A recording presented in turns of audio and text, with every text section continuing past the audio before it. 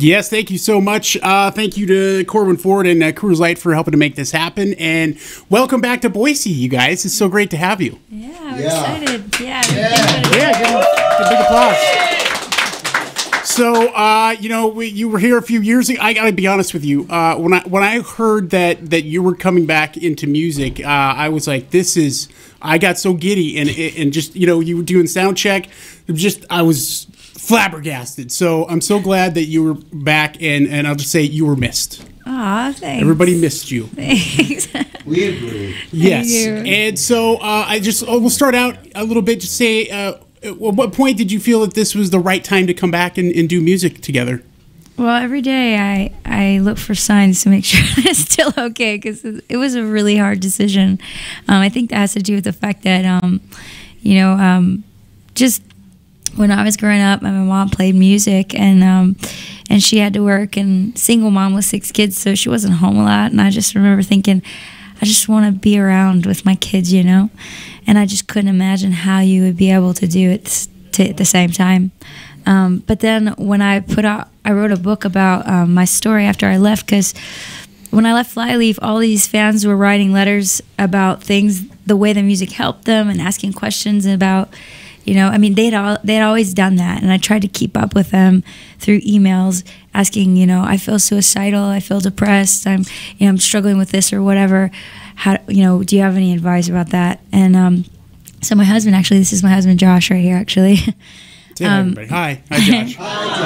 Hey guys. But I would be online, and sometimes it'd take me an hour to just answer one email, and I had like 700 emails to go, and I was just like. And Josh suggested, hey, maybe you should write a book, and then you can just give it to them, because it would help them to see what you went through and maybe help them. And so it's like, okay, can you help me do that since I have an infant? He's like, yeah, I'll help you. So we wrote the book, and then I went out, and people were asking me to come and share my story, how when I was 16 I planned to commit suicide and had an encounter with God on the day I planned to take my life, and it saved my life. So to go and talk to kids about that are struggling that way, I went to Alaska, their highest suicide rate in the world is in Alaska or whatever, and went and talked to the native kids there about that. And I'm Native American, actually. They would call themselves original Americans up in Alaska. It's a little different. But anyway, I got these amazing opportunities to go talk, and then this one guy asked me to come on a speaking tour, and I had just had my second son. He was 2 months old, and then my other son was 2 years old, and I just knew it was the right thing to do, but I was nervous. I didn't know how it would work, so we went on the road with our 2 kids, and while we were out there, I was like, I didn't have to clean the house. I didn't have to make dinner. I was like, I got so much more time with my kids, and I was like, you know what? I can do this. It's okay, And I thought, and then me and my husband were like thinking about it. We've always continued to write music, just the way we respond to life. Just we write music. He's a great guitarist, and it's just music in our house. So. But I never thought I would tour, because I didn't know it was possible. But then we went on that one tour, and I was like, this is really great. We can do it. We can do it. So we're doing it. How different is it touring with your kids with you than from before? Is it just a different thing altogether? There's a lot more giggles. It's a lot more light. There's people kind of lighten up a little, I think, when there's kids around. Right, exactly. When there's a 2-year-old running around peeing on himself, you just got to either be angry all the time or just laugh to work it out. So, well, if you ever follow, and you should follow Lacey and the band on Instagram, because you post some great videos on there and pictures of you and the kids, and having pancakes the other day. That was really fun. Yeah, my son turned 5, and then we always have a pancake breakfast for birthdays. So. Yeah, we had to find a Denny's or something, so we did. That's great. What families do. Yeah. Great. So, Life Screams is an amazing album, and we've been kicking around this song for a little bit, having some fun with it. Let's hear some Impossible from you, acoustic style here for a next session. Yeah, cool. This is Impossible.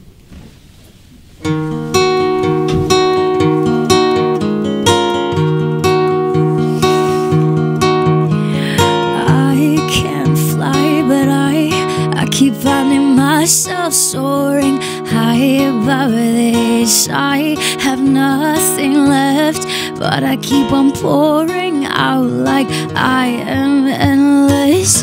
Impossible, why? Impossible. I don't run too fast, but I'm looking back and miles have passed. I can barely breathe, but I'm singing out like this is nothing to me. Impossible, oh, impossible. Every morning I see another miracle. I can't believe I'm living the impossible. We are the sign and we are the wonder. Another day I'm living the impossible. Impossible, what? Impossible.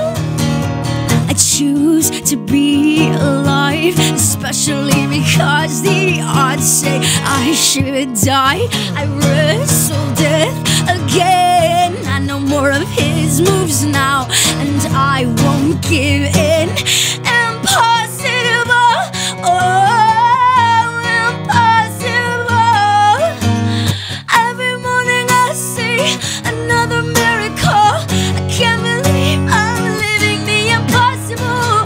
We are the sign and we are the wonder.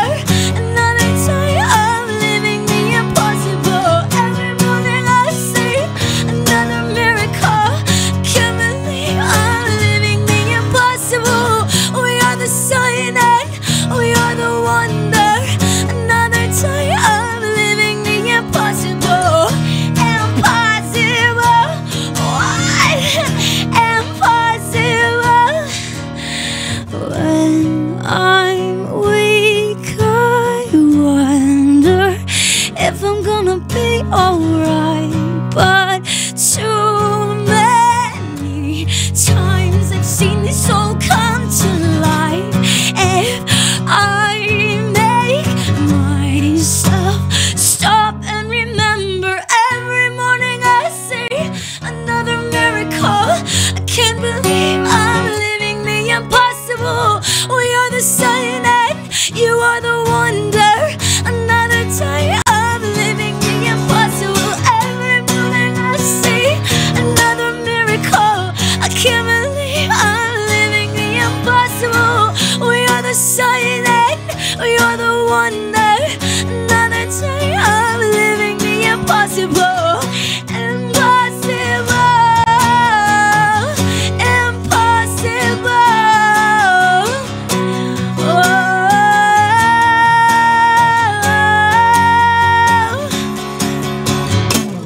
Impossible, what?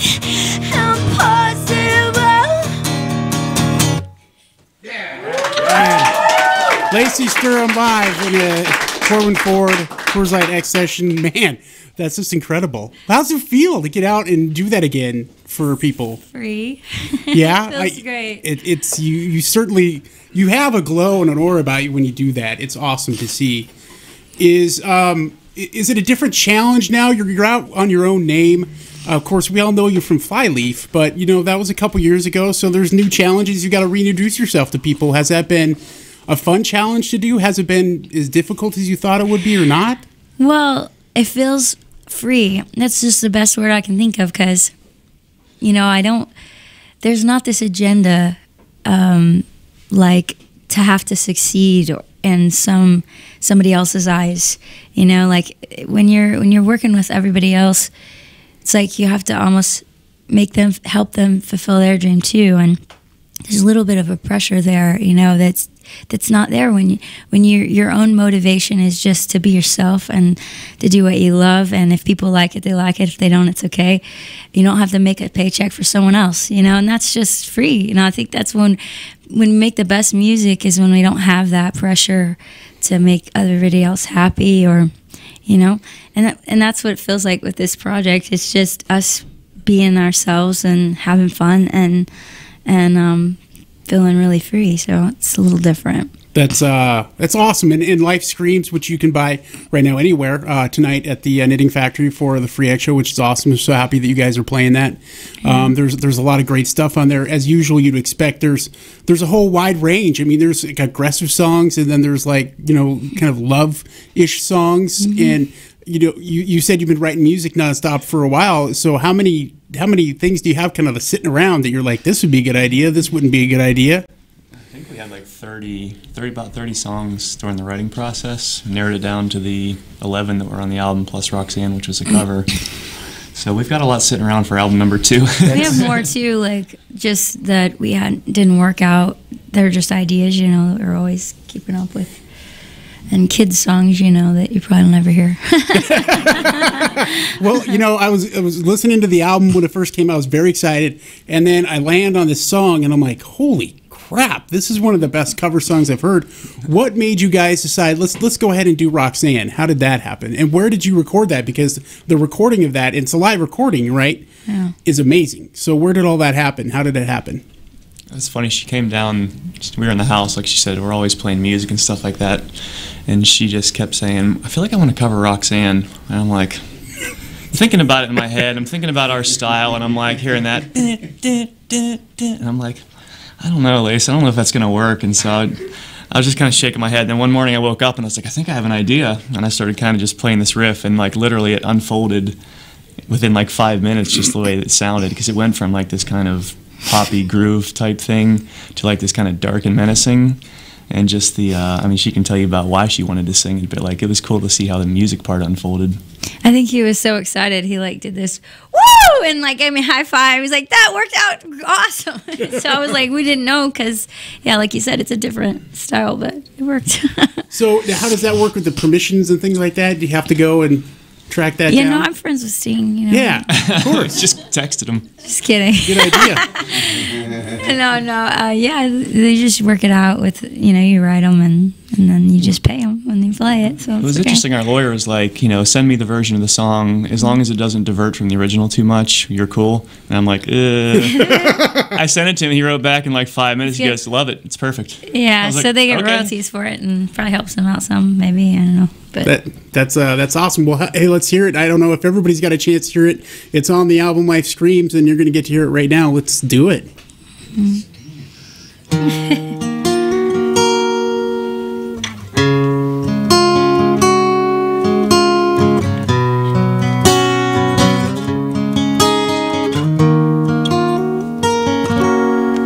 Roxanne, you don't have to put on the red light, walk the streets for money.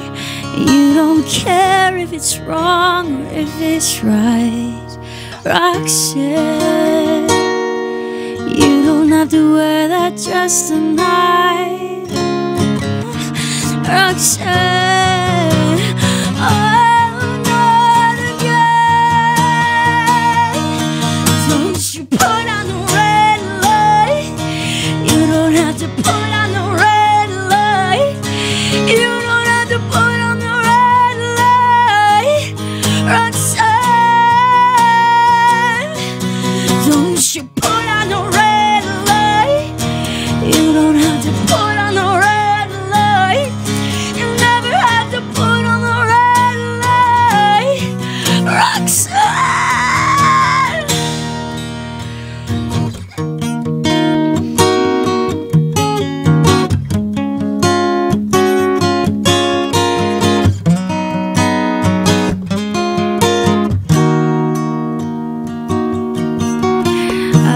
Since I knew ya, I wouldn't talk down to ya. I have to tell you just how I feel. I won't share you with another boy. I know my mind is made up, so put away your makeup. I told you once, won't tell you again. It's a bad way. Roxanne, Roxanne, Roxanne, oh no. Don't you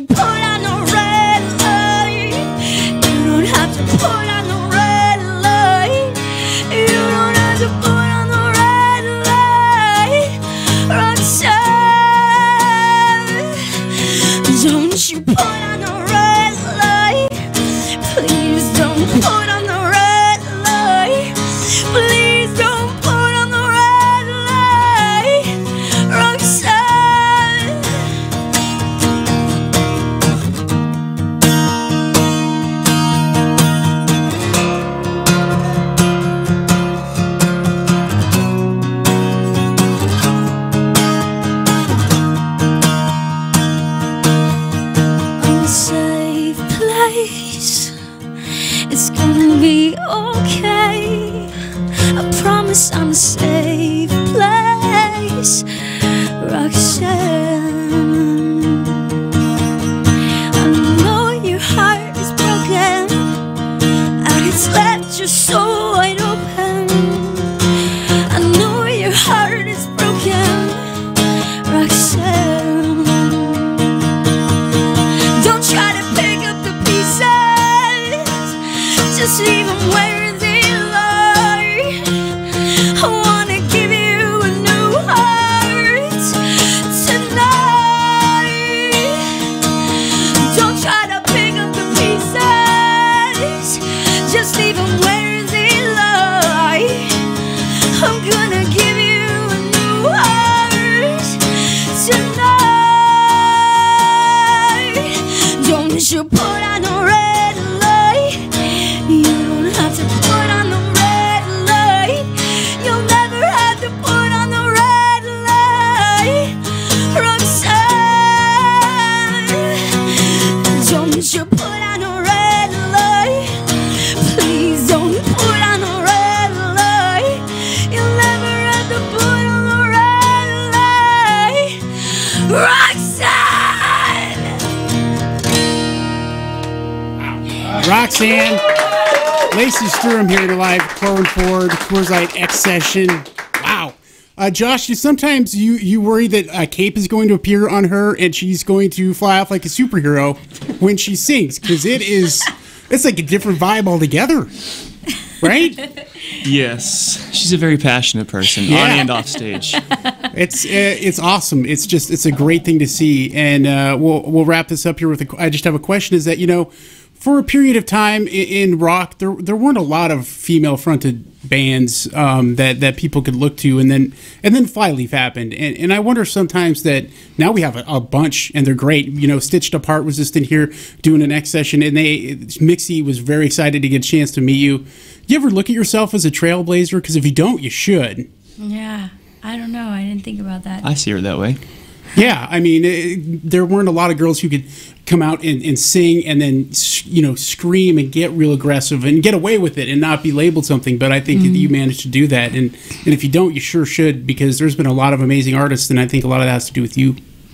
Yeah, I think one of the most beautiful things that I saw coming up in the rock world was just that there was this, I think, an openness in women who felt like kind of like understood, because we are passionate. I mean, we are passionate women. I think we have these deep, we have these deep-seated things in us that to watch somebody like pour it out in a healthy way is it feels like freedom almost, like, and I think we deal with so much, especially in this generation, to be able to come alongside guys who are getting their aggression out that way and saying, and just holding our own in that way. Because, I think the thing that I always try to tell, if I had any advice for girls in rock, is it's okay to be feminine and be in the rock world, and but don't use your femininity as a gimmick, because just be great at what you do and just be yourself, and I think because I remember how many times I got on stage when I first started touring, and they're like, take off your shirt or whatever, and I was like, that's the club down the street, we're here to rock out. You know what I'm saying? Right? It's like, yeah. So the thing is, like, to just remember, yeah, we're girls, but we're also, if you're a musician, you're a musician, so just hold your own there and don't use it as a gimmick, so anyway. That's great advice. And tonight you can see all of it live at the Knitting Factory. We have a very few amount of tickets left, and about a half hour before doors, Adelita's Way playing, and then Lacey Sturm. This is going to be awesome. Mm-hmm. Stitched Apart, Half the World. So thank you so much for coming in and doing this and coming to the show. It's going to be awesome. Thank you so much. Yeah, thank you. Nick, I'm going to kick it back to you, my friend. All right, we're out.